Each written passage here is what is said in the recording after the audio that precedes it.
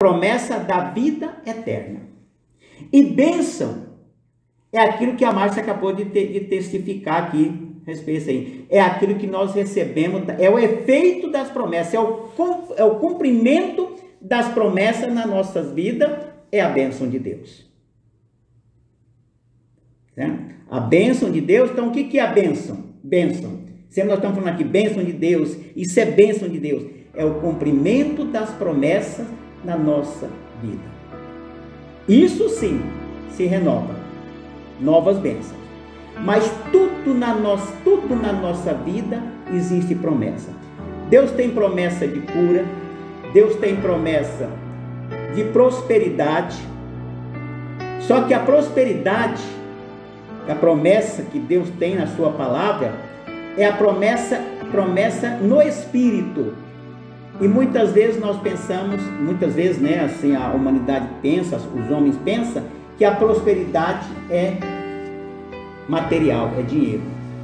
Mas a promessa que tem na vida, a prosperidade da Bíblia é prosperidade espiritual. Isso sim, isso é promessa.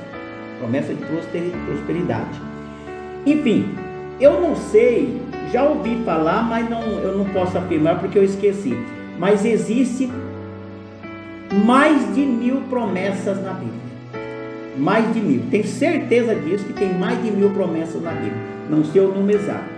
Tem alguns teólogos aí que afirma a quantidade exata de promessas que a palavra de Deus tem para nós.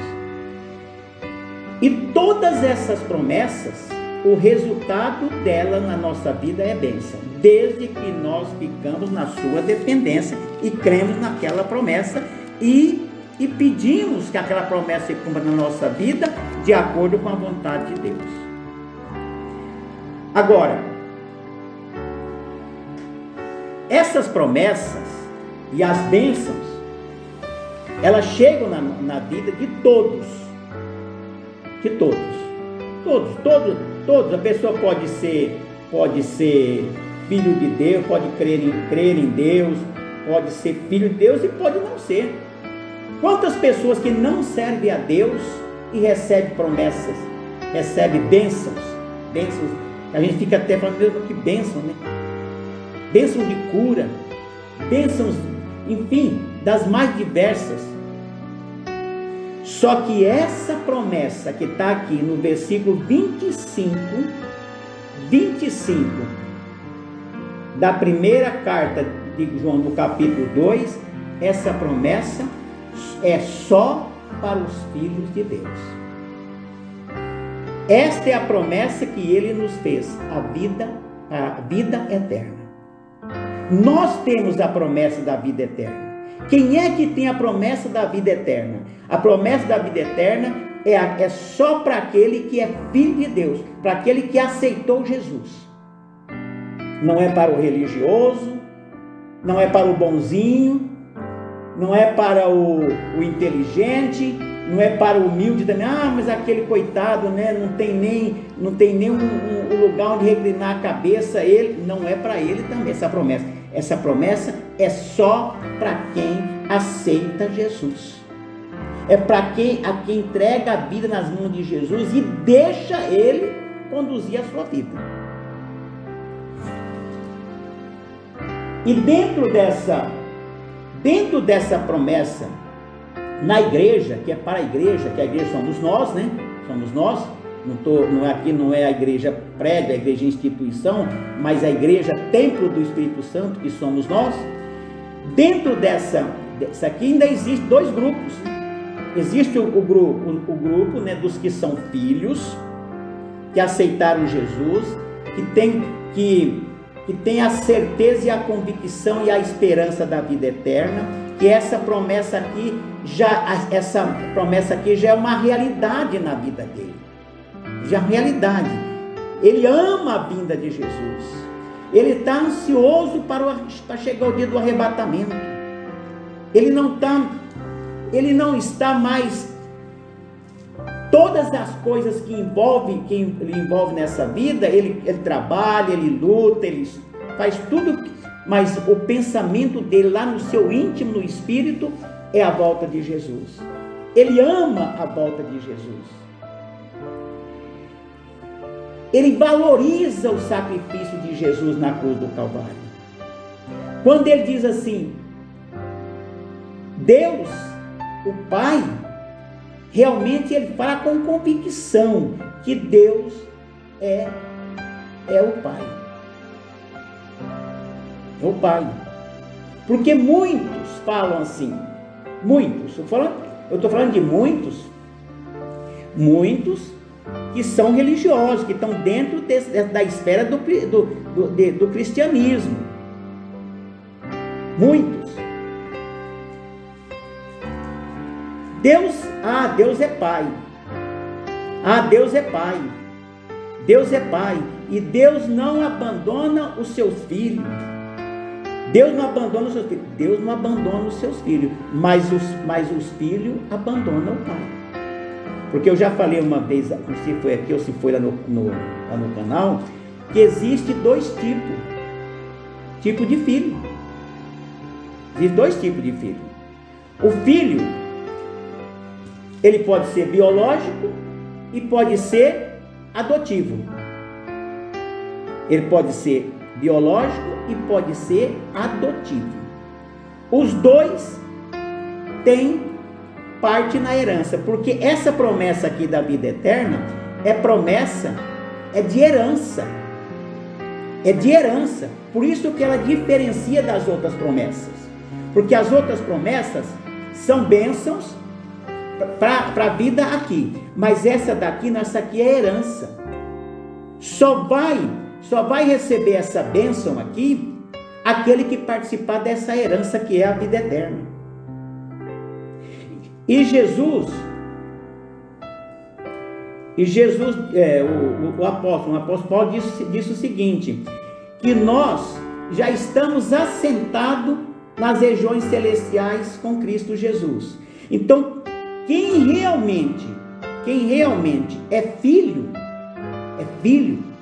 de Deus, é chamado filho de Deus, ele já participa dessa bênção aqui.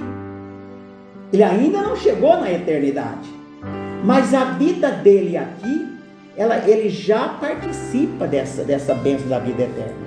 Ele já sente o prazer, ele já sente o gozo da vida eterna aqui. E quem é que sente esse prazer da vida eterna? É aquele que santifica a sua vida. E como que a gente santifica a vida? A gente santifica a vida se afastando do pecado. Cada dia que eu me afasto do pecado, eu estou santificando a minha vida.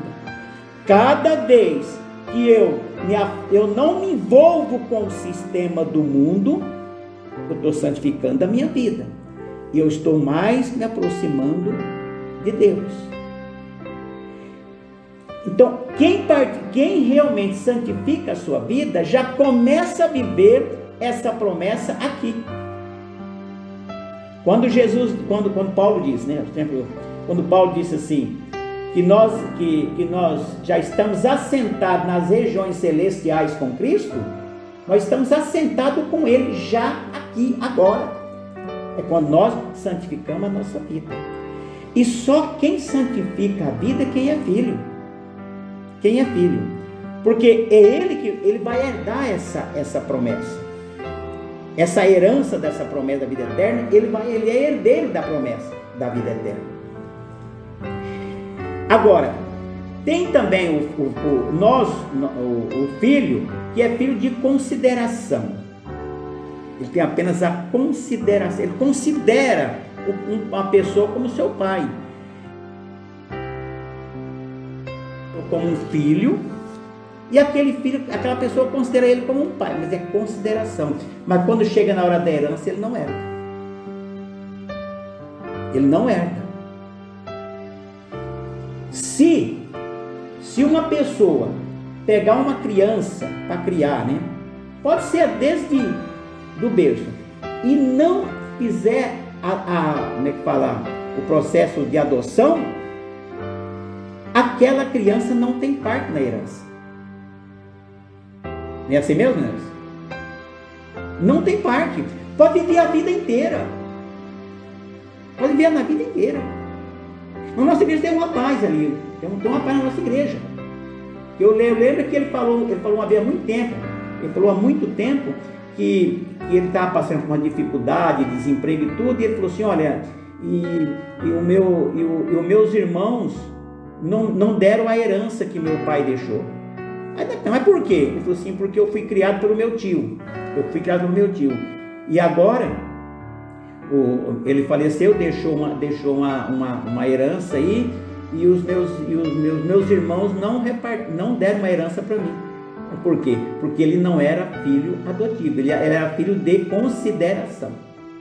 E tem muitos, mas muitos mesmo, que são filhos que consideram Deus como pai, só considera Deus como pai, mas não honra a Deus como pai. Ele não honra a Deus, ele não santifica a sua vida como filho de Deus. É Deus como pai. Um pai de consideração. Se ele é meu pai, então ele vai dar o que eu quero, o que eu preciso. Ele não vai me deixar eu perecer, porque ele é meu pai. De consideração. Agora, Deus não tem filho de consideração.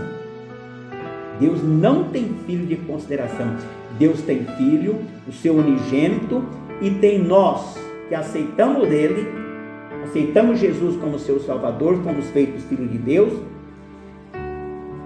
Filho adotivo, nós somos filhos adotivos, nós somos filhos de Deus por adoção, nós somos adotados por Deus. Deus falou assim, você é meu filho, você é meu filho. Então, nós somos filhos. Então, agora, só apenas religiosos não transforma ninguém em filho de Deus.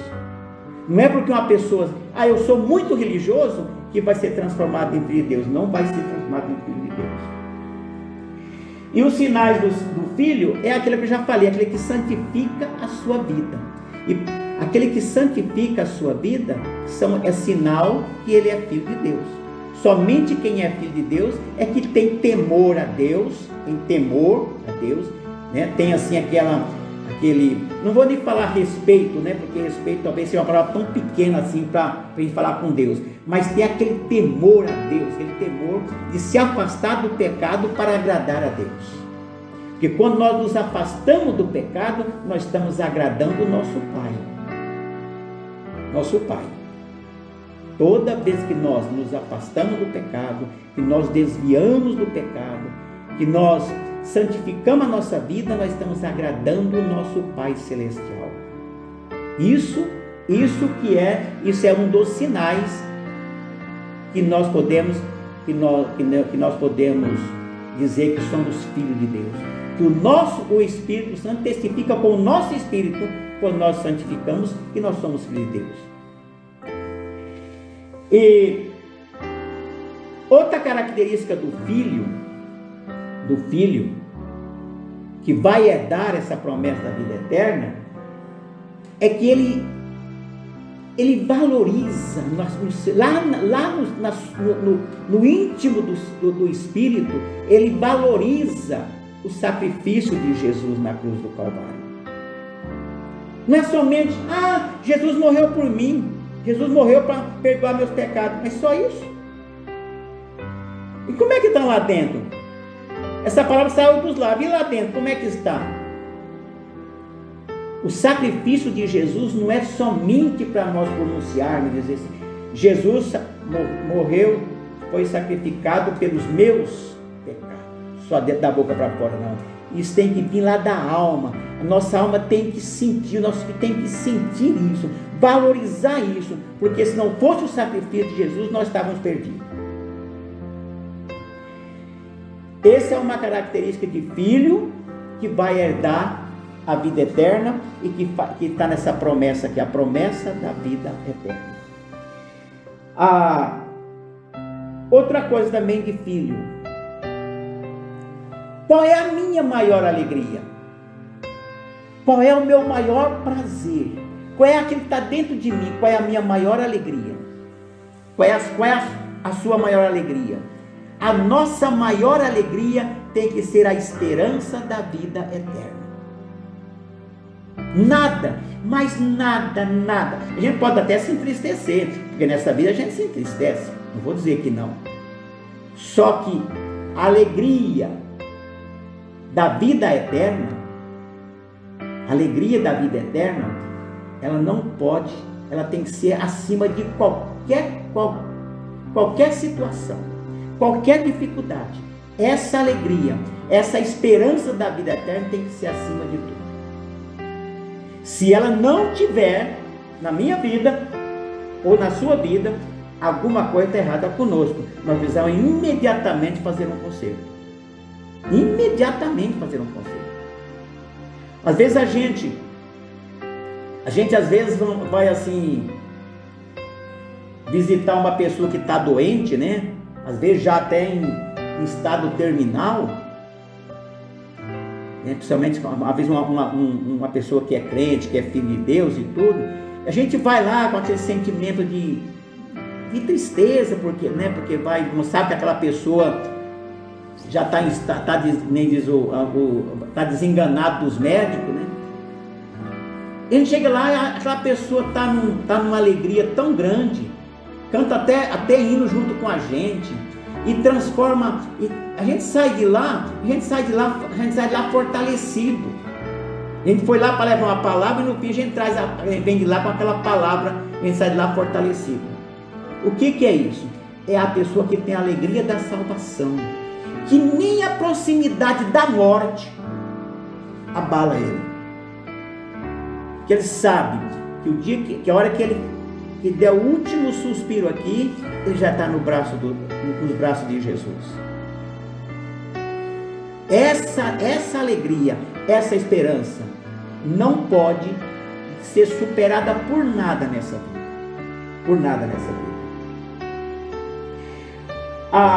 E também a qualidade de filho, o filho de Deus, quem é filho de Deus, que vai herdar esta promessa, essa herança, a promessa da vida eterna, a prioridade dele é o que nós já falamos, é a vida eterna. O tesouro dele está no céu, não está aqui. Não é um prejuízo. É lógico que ninguém quer tomar prejuízo, né? Materialmente. Ninguém quer tomar prejuízo. Eu não quero ficar doente também. Eu não quero passar por sofrimento. Eu vou passar por sofrimento? Não quero. Mas quando isso tudo vier, quando isso tudo acontecer na nossa vida, às vezes até um prejuízo terrível, a gente pode até se entristecer, pode até se lamentar, porque não tem situações que a gente não tem como, às vezes a angústia, a tristeza é muito grande, mas só que o nosso espírito está fortalecido naquela esperança. Se eu partir daqui, tudo isso vai ficar aqui, mas eu vou para a glória. Então, a esperança da vida eterna, essa promessa da vida eterna, ela tem que estar acima de qualquer situação aqui na nossa vida. Se isso não tiver na minha vida, sinceramente, eu estou falando isso assim, com sinceridade, que há momento na nossa vida que a gente precisa tomar cuidado com isso. Ninguém é super-homem, ninguém é super-mulher, ninguém é muito santo demais. Não, a gente tem momento que a gente pode fraquejar, mas quando isso vier, essa fraqueza espiritual vier, a gente tem que correr imediatamente os pés da cruz e pedir misericórdia, porque essa esperança da vida eterna, esse tesouro, essa promessa, esta é a promessa que ele nos fez, a vida eterna, acima de tudo, qualquer coisa. Aí o versículo 26, o João, né, o apóstolo João escreveu isso assim. Sabe por que eu estou escrevendo isso? Porque para ninguém engane vocês. E nós vemos nos dias de hoje quanto engano que vem. Não é verdade? Quanto engano que vem, a gente ouve. E até chega até nós. Chega até nós aqueles enganos. Engano. A gente ouve. Todo dia a gente ouve pessoas falando de Jesus, mas tentando desviar essa promessa daqui. para que nem ninguém vos engane. Nada pode superar, nada pode ultrapassar, nada pode apagar a promessa da vida eterna.